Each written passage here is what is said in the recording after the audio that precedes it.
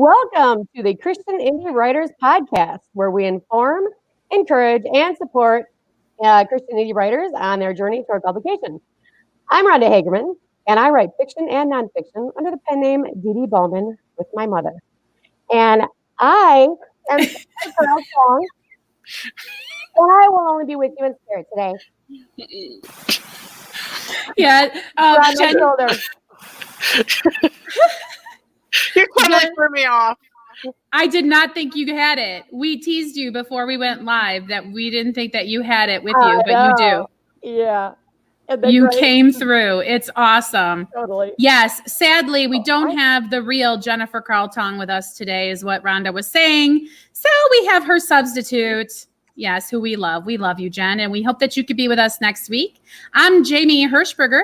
I write short fiction under the pen name J.R. Nichols. And I'm Christina Catane, and I write Christian dystopian fiction. Okay.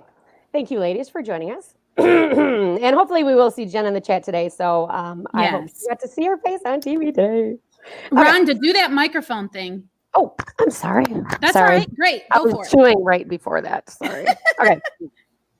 All right. So anyway, thanks everybody for tuning in and for everybody listening live. And thank you everybody who's listening on iTunes or any of the other podcast platforms. I don't know what they all are, but we have people out there. We really appreciate it, right?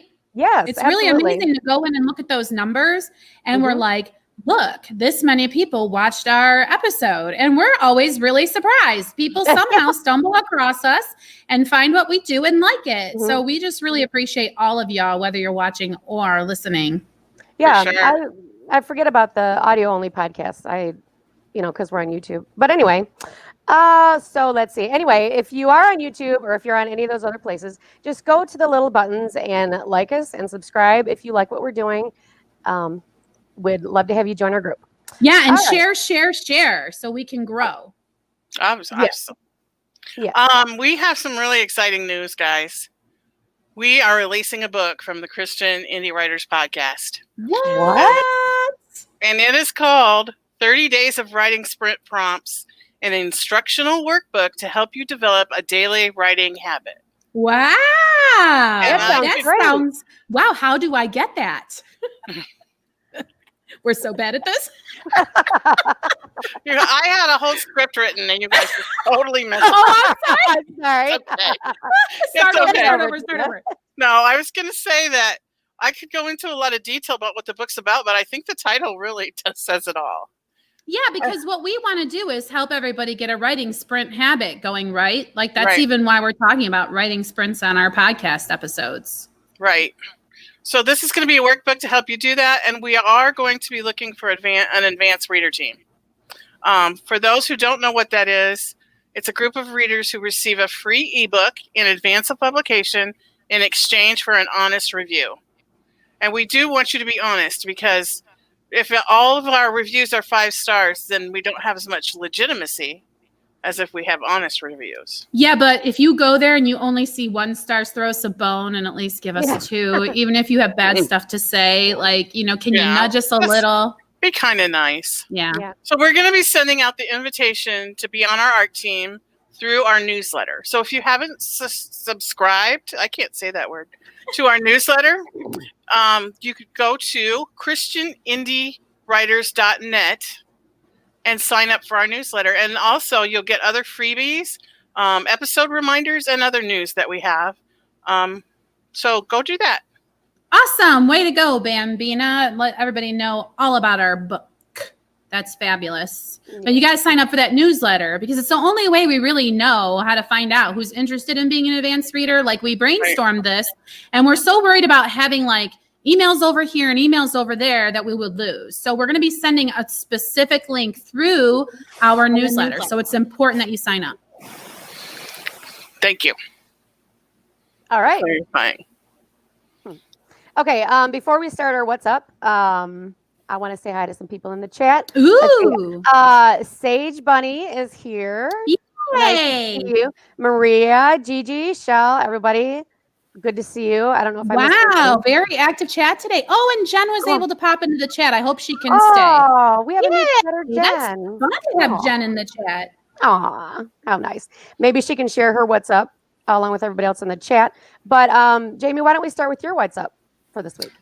Okay, so putting a fitting end to the self-improvement course of geography, because I am only interested in self-improvement in spurts, I realize.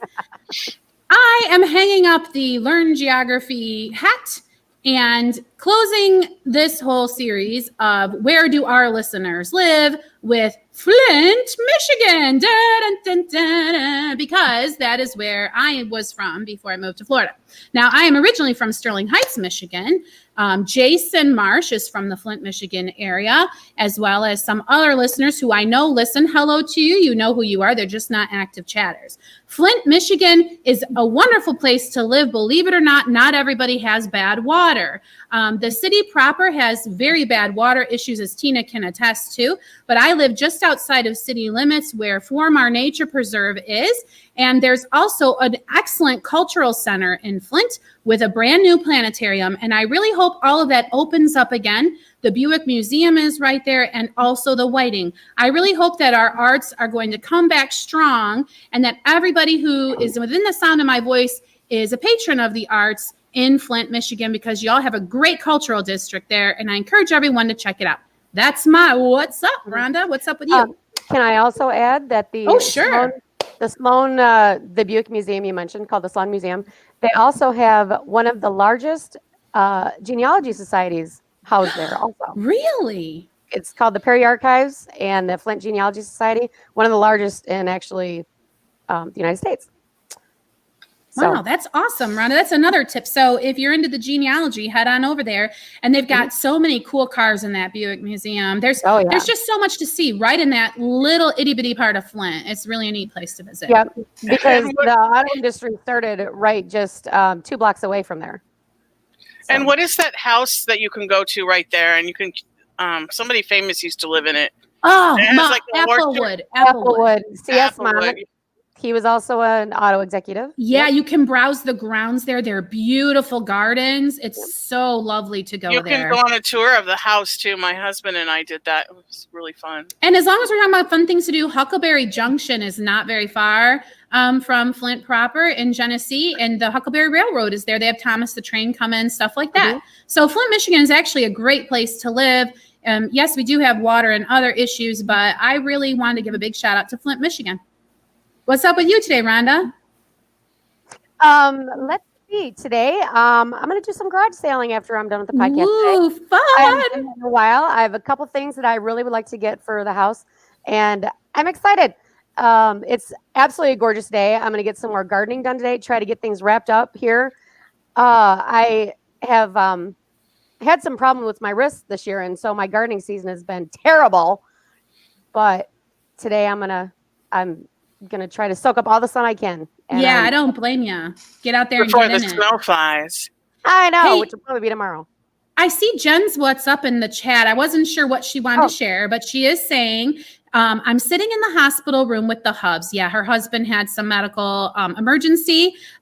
Prayers are appreciated, although he's feeling much better, according to Jen. And Mike get to go home tomorrow. Hooray! Got to get a lot of work done here on the podcast book, so that was good. Yeah, you know how there's just interminable waiting for tests. Jen was so happy to have the book to distract her there. So we're glad to hear Randy's on the mend, and we're all praying for him. What else is going on in the chat, Tina? Well, let me go. Let me see. Gigi. Oh, okay. Sorry. Maria Johnson says, my what's up, mixed couple of weeks.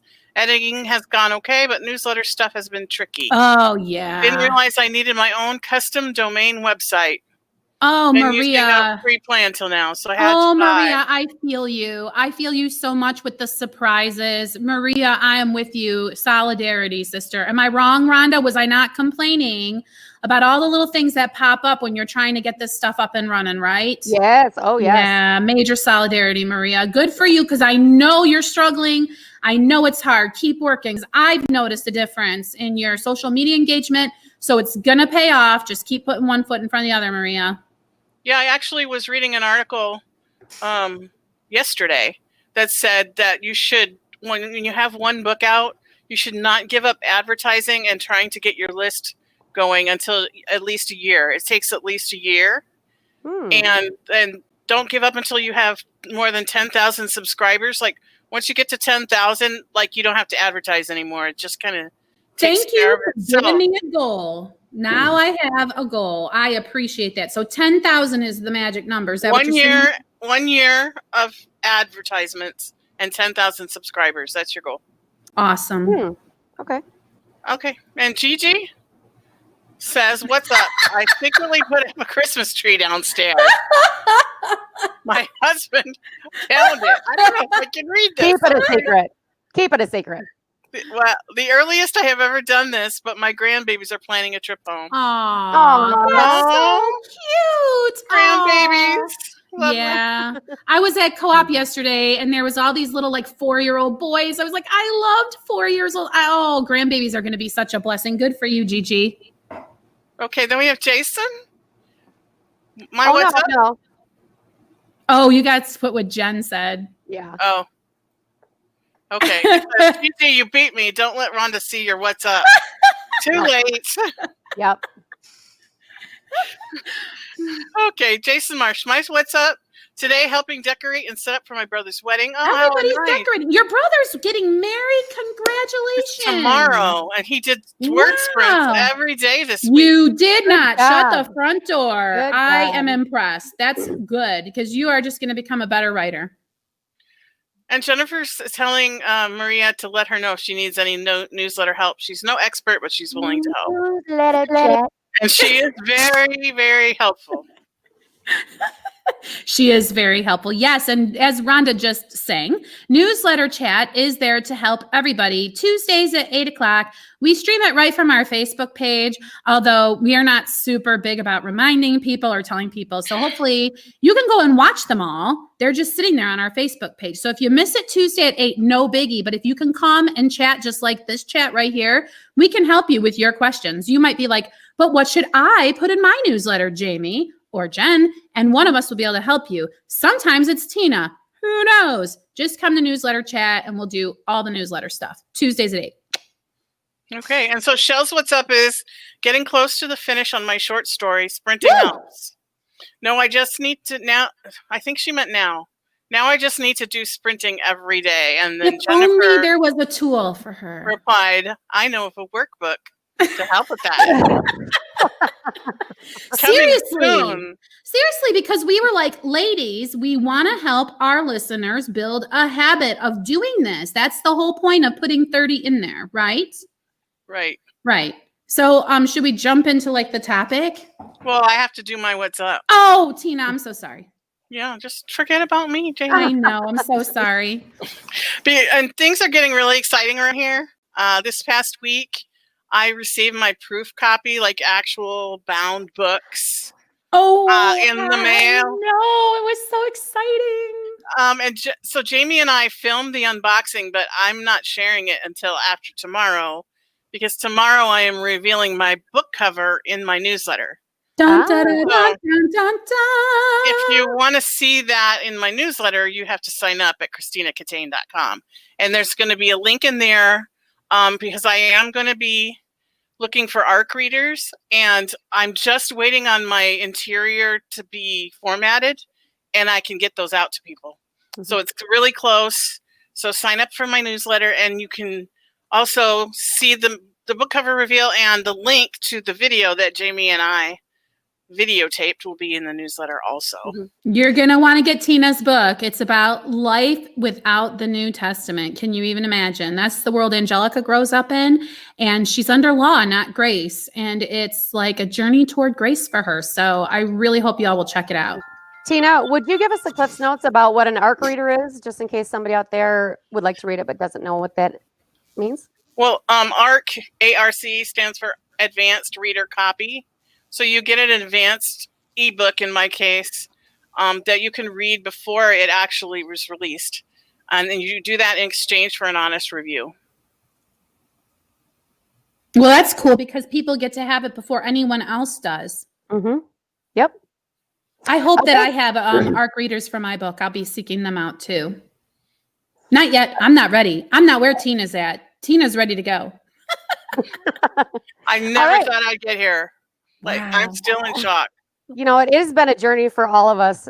I mean, I am so excited about it just from the little part of the journey that I've shared. I cannot even imagine how I you feel. know. So exhilarating. And Yep. Gigi said, Tina, awesome. Already saw it on Amazon. Yes, it is on Amazon for pre-order right now. And Barnes & Noble and Kobo. You can pre-order my ebook. Great. Let me just make one comment to Maria. She mentioned something about Flint, Wales. I think she was missing the week that I brought up that Flint, Michigan was founded by people from Flint, New York. And those people came straight from Flint, Wales. So yes, we are direct descendants of, the name of the town anyway is. So are we related? Maybe we're all related. Probably Maria's cousin is probably what we are. Ooh, yeah. Wouldn't that be fun to find out? Ooh, Rhonda, there's your new genealogy task. Okay. Well, I'm probably not related because I was born in Pensacola, Florida. That's okay. If we go back far enough in the tree, we're all related. So we'll just call you our sister anyway. Yes, when I was a child, I could not pronounce Pensacola, so I called it Pepsi-Cola. So. Aww. That's cute. All right. Can we start our topic today? Yes, please? I'm sorry. I keep squirreling us. Oh, that's all right. Okay. So our topic today, it's the second in our 4-part series that we've got going of writing sprints and how you should sprint. So to recap, our very narrow definition of a sprint is you set a timer and you write without editing until the time is up. And we talked about why you should sprint on last week's episode. So, Tina? Yes. Last week you talked about an article about developing a sprint habit. So if you missed that episode, that's just last week, so it's easy to find. Episode 105, I believe. 106, I'm sorry. Yes. All right. And we talked about why to sprint. We talked about you're getting your brain glowing, and there was this article from the New York Times. So you'll want to check that out if you missed it. Okay. Go ahead. So this week we want to talk about how to sprint. So Jen is the one who really helped us put spring into practice when we started this group. So unfortunately, she can't be with us today, but we have memorized everything she has to say about sprinting. So we're going to jump into Jen's head and tell you what's inside there. So which of you ladies would like to describe the Pomodoro method? Tina would. Okay. Yep, I got it all down. I'm like, not me. No, just kidding. I did not do my homework. No, just kidding. I do know that Pomodoro means tomato. That is my one Oh, did I ruin? Oh, I get the best one. Oh. Yeah, totally. All right, go Tina. Go Tina. Go Tina. Okay, no talking while the teacher. Okay. Just kidding. So the Pomodoro technique is a time management method, and it was developed by Francesco Cirillo in the late 1980s. As you can tell, he's from Italy. And so the technique uses a timer to break work down into intervals with short breaks in between. And I keep hearing myself. It's very distracting. Traditionally, mute. Maybe some of us muting. Traditionally, it's 25 minutes of work with a 5-minute break, and then you do 4 of those, and then you take a 30-minute break. So that's traditionally what it was. And each interval was known as a pomodoro, from the Italian word for tomato, after the tomato-shaped kitchen timer that Cirillo used when he was working. I also think of those tomato pin cushions. I do not know why. Yep. It's just interesting how tomatoes are just in kitchens. Like, how interesting. Yeah. As timers, and then they're in like the woman's sewing place as a pin cushion. Anyway, whatever. Yeah, very interesting. And we do 20 minutes. But I thought it was fascinating when I looked up, I did do my homework, and the Pomodoro technique was really for productivity in general, not necessarily for just writing sprints. So it's actually a life management technique. And a lot of people already do this maybe without realizing. If you're the kind of person that just does 10 minutes of intense house cleaning and then you take a little break, then you kind of already understand the benefits of a Pomodoro way of working. What you might want to be very clear with yourself about, though, is a couple of things. You never interrupt yourself on a Pomodoro task. No interruptions are allowed. We always joke that you put a sign on the door. If you're not on fire, don't interrupt mommy. during a writing sprint, right? Which means if you have a baby, you got to wait till the baby's sleeping because you don't want interruptions during a Pomodoro technique sprint because you want to be focused on your job. And then you want to make sure you honor the breaks. Whatever your 10 minutes or whatever your break time is, you must get up and move around and get your mind off of the work and doing other, because this is how you are effective without feeling stifled, in my opinion, for the work to do what it can do for you. Is there any other reason that you want to be scheduled like that? I mean, does it like do anything for the chemicals in your brain or anything? That's a really good question. I only ever did it because it was a way for me to get the brain glowing results that I wanted. So it was kind of like if you want a six pack, you do sit-ups. It was for me like a targeted exercise for those set of muscles. So I never really thought about a sprint in any other beneficial way. Maybe people in our chat know another reason you would want to stick to Pomodoro. Tina, do you have specific reasons? I don't really. I mean, I just know that it works, and I use it a lot of places. I'm wondering if, with the whole brain glowing, if it sort of works along with your dopamine or something, some sort of a cycle. I'm gonna have to research that. I will get back with you on that. I would love it if you would, because I would imagine that it really is something to it. Because, and even Jennifer saying in the chat, the breaks are so important. I think that's true because then, especially if you don't want to stop, when the Pomodoro timer goes off and you want to keep working, it's especially important to stop then. Why? Because then you'll be hungry to get back for that next writing session. If you ignore your breaks, you're not going to be capitalizing on the momentum that you could be building up, if that makes sense. I mean, it seems counterintuitive to put in a break to build momentum, but that's how it works for whatever reason. And then I believe you get sort of trained in like a Pavlovian way. I don't know what you think about Pavlov, but you kind of hear 3, 2, 1, go enough times, or whatever your routine is that you do as a sprint, and you're like, time to write, and your brain goes into sprint mode. Am I wrong, ladies, or do you recognize that as well? I recognize that for sure. Yes, I do. Tina, do you use it any other ways besides just writing? Oh, yeah.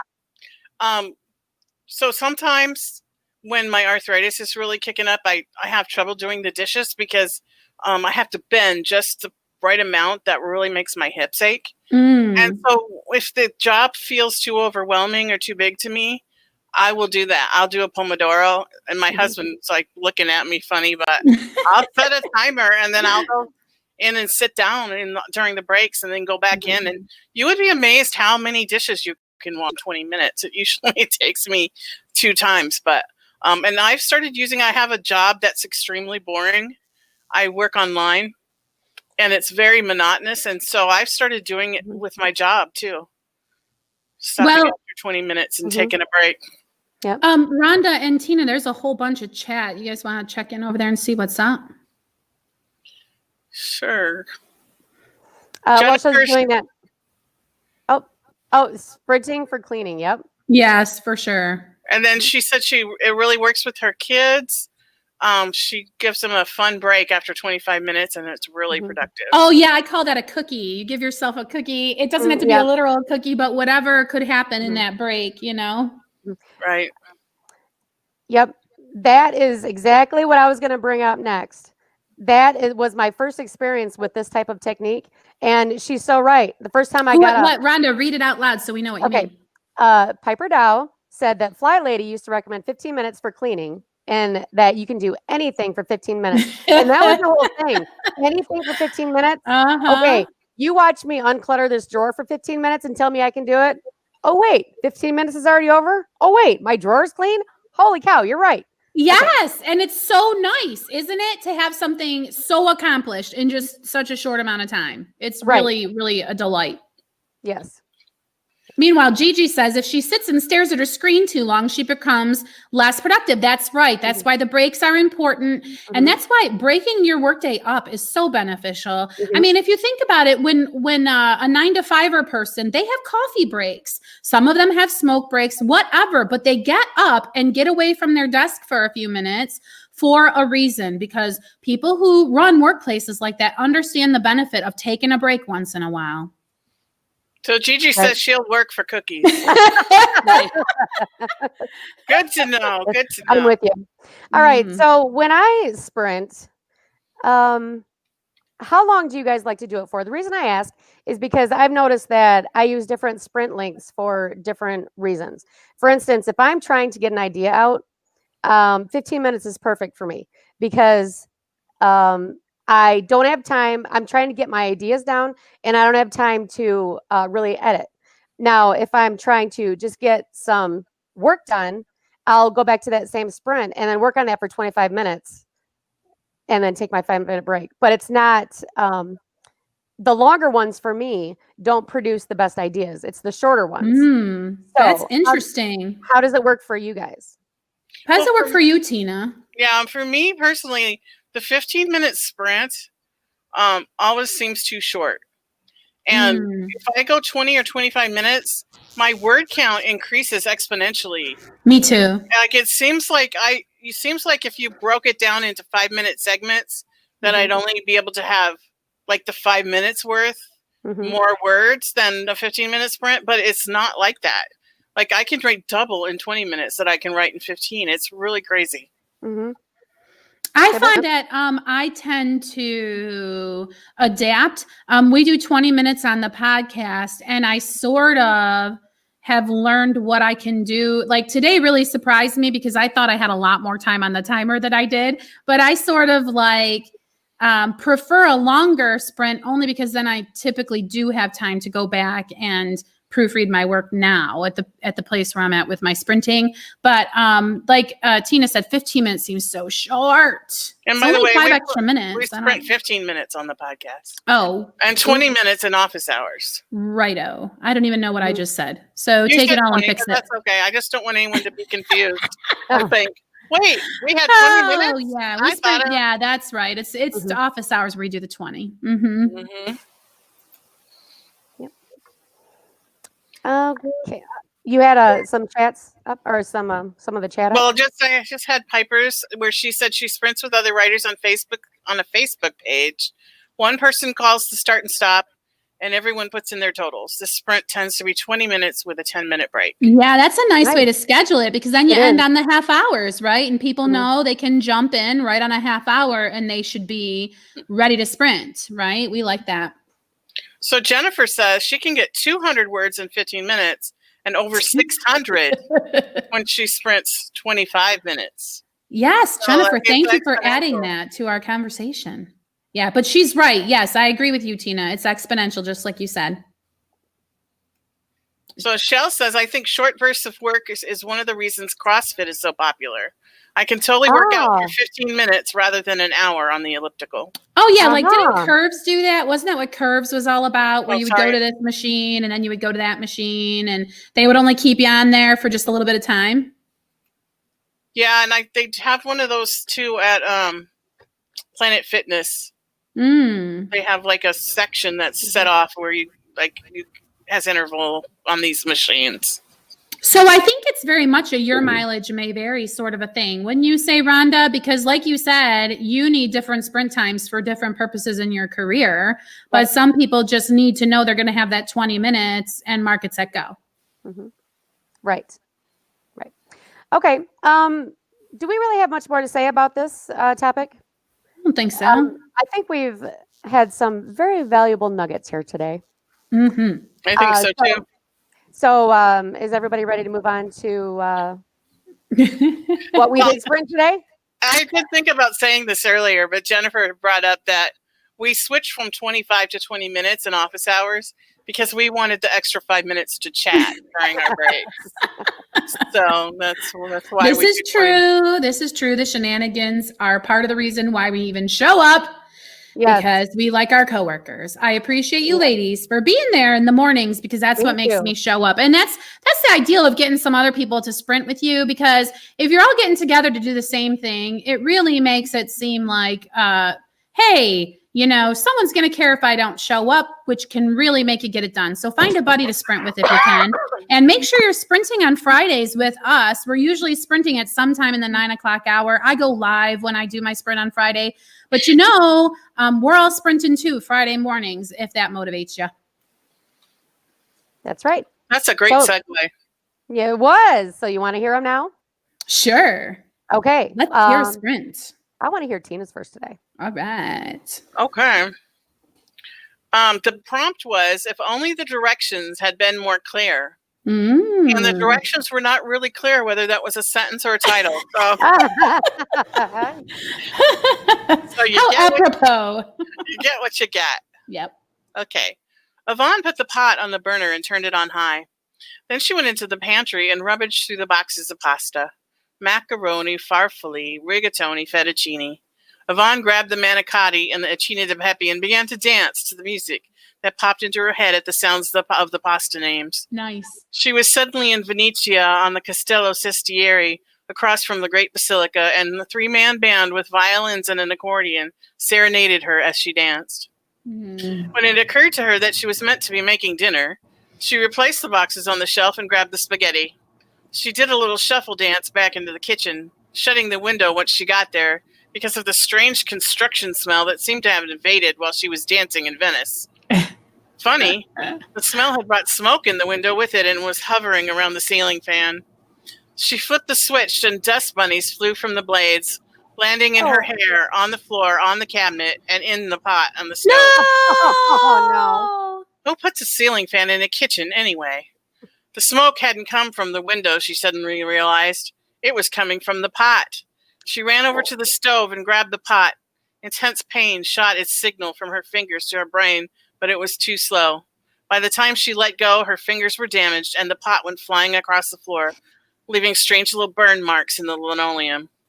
Yvonne couldn't think. She stared at her blistering fingers, frozen in place. Her husband ran into the room. "What's going on?" He saw her hand, pushed her toward the sink, and turned on the cold water, holding her hand under it. "I don't know. I just went into the pantry to get some spaghetti, and when I came out, the pot was smoking." "Did you forget to put water in it again?" he asked, his tone partly sympathetic and partly annoyed. "Oh, no, I did forget. I always forget. If only the directions were more clear." Oh. Her husband picked up the box of spaghetti, turning it to the side with the directions, and read, "Bring 2 quarts of water to a boil." "You're right," he said. "They are really unclear. It says nothing about a pot here." Oh. I love that. Is that That's finished? so funny. That's it. It 3, 2, sounds 1. like it's finished for sure. That's why Yeah. it was so good, Tina. It was Yeah. so entertaining. It was. The husband, oh my word. Reading the directions to her, that's just so typical.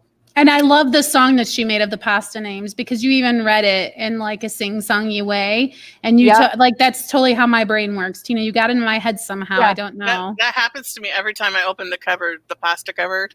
Oh, I have all Mm. these different kind of pasta. Da, da, da, da, da, da, da. You just fill in all That's those the exact pasta names. tune Yeah. that's in mhm. my head. Yep. Mhm. That's I hilarious. love that. That's so great. I've got to Yeah. say, though, this was a little bit, I feel attacked because with this new writing newsletter and stuff that I'm doing, I'm very focused on my work lately, but my husband has also come home from off the road. So once upon a time, like I didn't have to worry about stuff like a daily dinner. And I have left the stove like smoking away on more than one occasion recently. And my 14-year-old daughter is totally worried about me. She's like, "Mom, you keep leaving the stove on." I'm like, "I'm sorry." So now all my kids have to keep coming and checking because I'm not used to having to like always have dinner cooked. Like I cook kind of when I feel like it and we all just eat out of the pot, but not now that husband comes home. Do you know what I mean? So Mhm. I'm not used to being so regimented. Does that make sense? Blah. Yes. So anyway, yes, I feel attacked, low key, but very good story. Jennifer Yeah. must feel attacked too because she said, "Yvonne, Yeah. were you thinking of me?" yeah.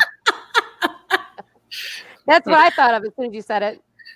Did you say it the way Jen likes it or not? Mhm. That's funny. All right, Jamie, let's hear from you. All righty.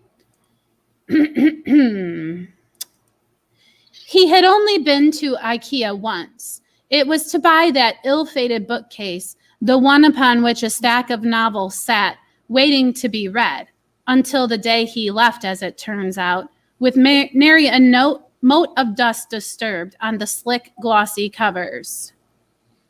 He wondered now about the fate of the other objects in that rented room, the refrigerator with the slow leak, the stove with only 3 working burners. He wondered if they stood like sentries watching over the comings and goings of new tenants, or if they, like the bookcase, had met a sad end. Could have got a nice bit of money for that fridge at the scrapyard, he mused, then cursed as he realized he'd said the words out loud, at least according to the raised brows of the lady in fancy shoes having coffee with her red-faced girlfriend at the counter. He picked up his fork and shoved the hash browns around on his plate, but his appetite was gone now, spoiled like that old bookcase. He'd left it for her, this first thing they'd ever purchased together. He remembered making the decision to do so as intentionally as he had made the decision to propose all those tumultuous years ago. And she had put it to the curb. He remembered seeing it for the first time in a mid-November drizzle as he drove past, only 3 months after he'd moved out, and only 2 days after the new orange Chevy started parking overnights in her driveway. He'd driven by to see it, the nightstand, not the Chevy, though its monstrous form in the driveway looked every bit the Challenger. Every day thereafter, knowing on Wednesday morning the trash collection made its weekly rounds. More than once, he'd thought about picking it up. Only once, on Monday night, he'd stopped. 3, 2, 1. Wow. And you were so worried about, I don't know what I'm going to write. I had no idea. I was so panicked. I always feel like I'm going to throw up before I have to sprint, like live like that. That's amazing. If I could write like you, I would never be nauseous before I did it. Oh, I appreciate that. I did not know what was going to happen. Yeah. It was so good. Like I kept having to make myself listen because I would get stuck on something you said. Yes. Like, you know what I mean? Like, not that I didn't want to listen, but like I was stuck on the ill-fated bookcase for quite a few minutes. I was like, oh yeah, she's still talking. I was too. And with the books with the dust that wasn't disturbed, I can't remember how you worded that, but I pictured it. Was like, dust oh wait, I got to keep listening. Yes. Yeah. Well, thank you. I appreciate everybody's positive reactions because you never know what you're going to get. So yay, it was a hit today. Yeah, that's the kind of story that when you're reading it with all its words on the page, you like pause. And then you go back and read that section again because it was so good because you want to like get all of it before you move on. I appreciate that. Thanks, you guys. Yay. Yep. Awesome. All right. Well, my back is well fed. What did you write today, Miss Rhonda? Oh, wait. Gigi's got something. Always something nice to say from Gigi. Yep. What a powerful story. Your characters were so real. You were such a storyteller to get to. I get lost in your production. I'm trying to read it on the video screen instead of over here where it's big. I don't know what my problem is. Gigi is an amazing encourager. Thank you, Gigi. That's so awesome. And Shell said, so heartbreaking, so much emotion. Thanks, Shell. That means a lot. And Jennifer said, so good. Oh, thanks, Jen. Said, wow, Jamie. Oh, thanks, Jen. Jennifer said she loved the sarcastic hubby. Oh, yes. That wasn't a real life thing. Do you want him? No,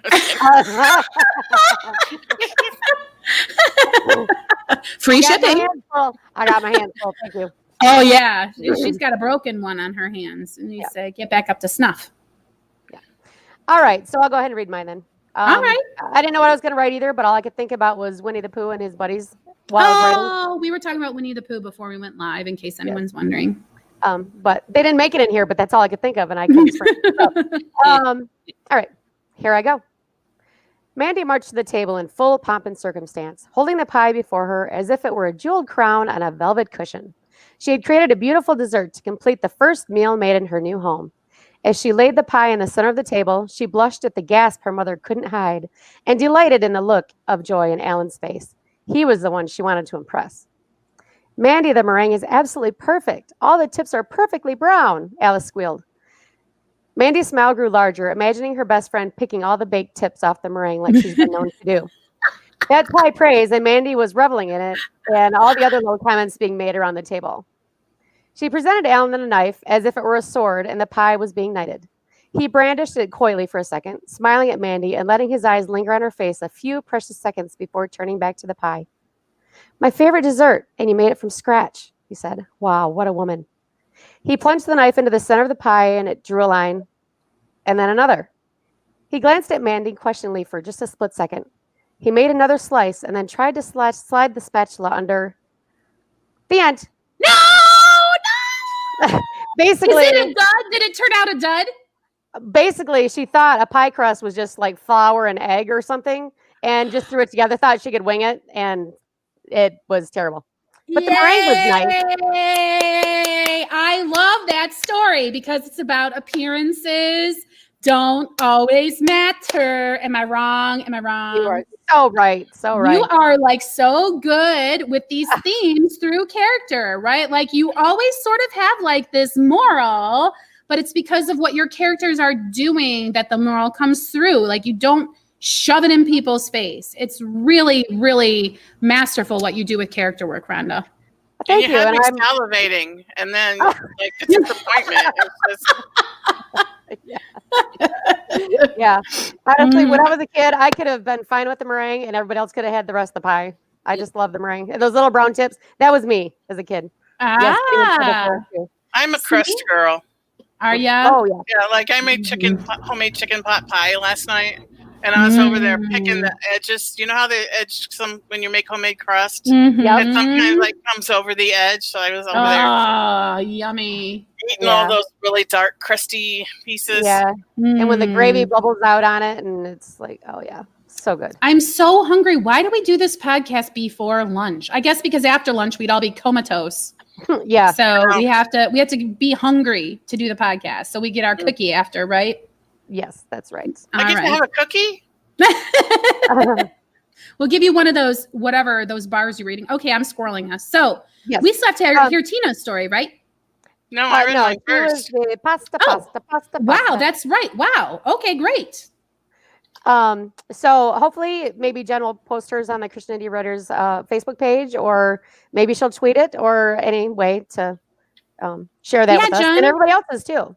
Yeah, if you all sprint, share it with us so we can read it because we like to see them. Meanwhile, Rhonda's got some compliments in the chat. I know she won't mention if we don't bring it up. Shell said, "Great, Rhonda. I love the crown and the sword imagery too. I love that knighting. Yes, that was very playful. It showed a lot about that relationship." Jennifer Carl Tong says, "Now I want pie. We all want pie. I especially would love some lemon pie." Gigi says, "Rhonda, I loved it. I want pie now." Yep. Your characters just jump off the page. Did not want it to end. So true. And Jen also said, "Great characterization, Rhonda. And we do seem to write an awful lot about food." I think we know what we're all thinking about during the podcast. Lunch. Yeah, And she during the also said podcast, right? She'll try to write one when she has time. So she'll Oh, that'd be good. sprint with us this morning because she's got more important things on her plate. Absolutely. I guess. All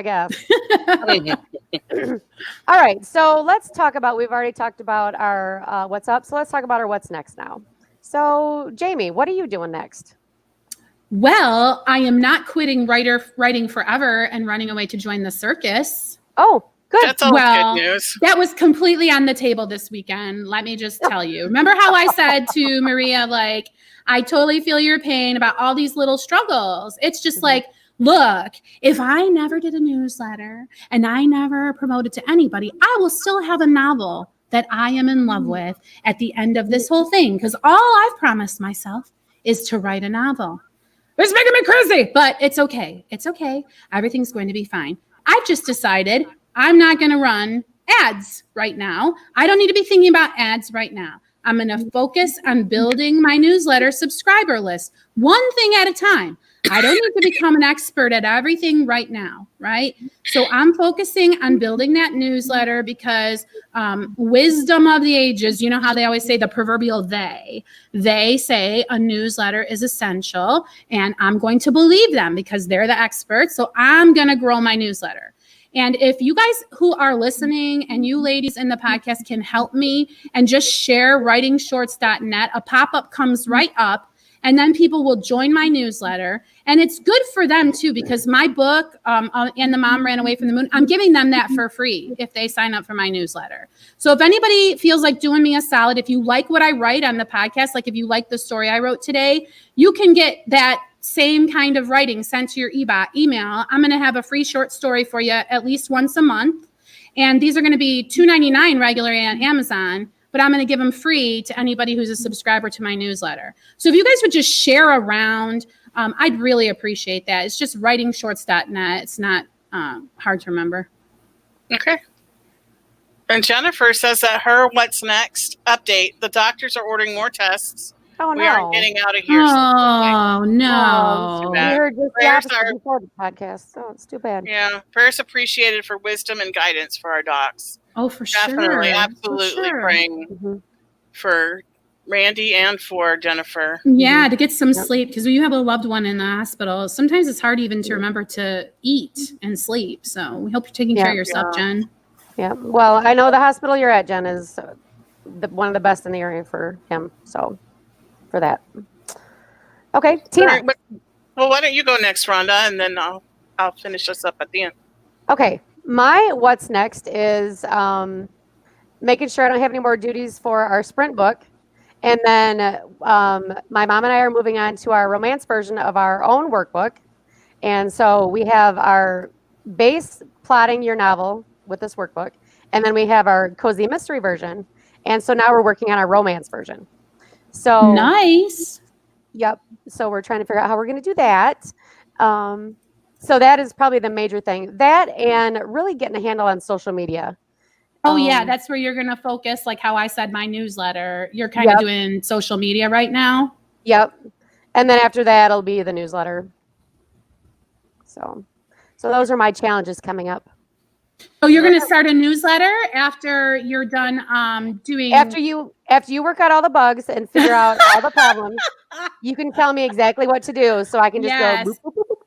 I'm Yeah. the guinea pig. Jen was actually guinea pig number 1, and then I'm in her little shadow. That's what newsletter chat is all about. She's kind of helping me limp along. This week on newsletter chat, we're going to learn how to put the pop-up on my Facebook page so that when people come to my Facebook page, JR Nichols, it'll pop up and say, join my newsletter. So if you guys don't know how to do that, make sure you tune in Tuesday because Jen's going to teach me that. I'll be there. Yay! Okay, I Tina, will- tell us. I am hanging on a thread to find out what's next is. Yes. Well, like I said, my newsletter I'm sending out tomorrow. I'm going to be revealing my book cover and Yay! sharing the link that you can watch the unboxing video. It's not anything professional. It was a little awkward, but I can never seem to put things in front of the camera. Like I go off to the side. It's really weird. Anyway, you can sign up for that at ChristinaContain.com. My book is up on pre-order on Amazon, Kobo, Barnes & Noble. And so now I have, as soon as I get the interior back, I'm going to send out my ARC reader copies. And then I have to work on my website because my website is pre-book being done. And I have to change it around to post. Oh, being done. yes. Oh, yes. So I got some work to do there. I got to I know. my pop-up just says sign up for my newsletter. It doesn't say anything about getting the book for free when you sign up. So Yes, because writing a book is more than just fingers to keyboard, isn't it? yeah. And here on the podcast, we're here to help you throughout the whole journey. So if you have any questions about anything you hear us talking about, like what does that mean? Send us a message because we need to know what topics to discuss on the podcast. So if you don't know what Kobo is, or you don't know how to format the interior of your book like you hear us talking about doing, reach out. We'll be willing to help you or connect you with someone who has the answers.